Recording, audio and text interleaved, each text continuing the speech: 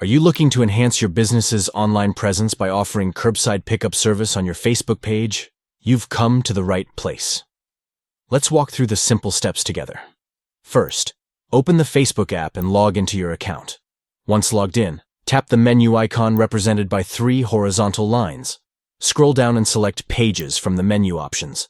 Next, switch to your desired page by tapping the down arrow next to your profile photo at the top of the screen. Choose the page you want to switch to and proceed by tapping on your page's profile picture. Now locate and tap the Edit icon at the top right corner of the screen. Scroll down and find the Detail section. Tap on Edit next to Detail. To add the curbside pickup service, tap on Add Services and select Curbside Pickup from the options provided. Once you've made your selection, remember to tap Save at the bottom to apply the changes. By following these straightforward steps, you can easily integrate curbside pickup service into your Facebook page, providing a convenient option for your customers.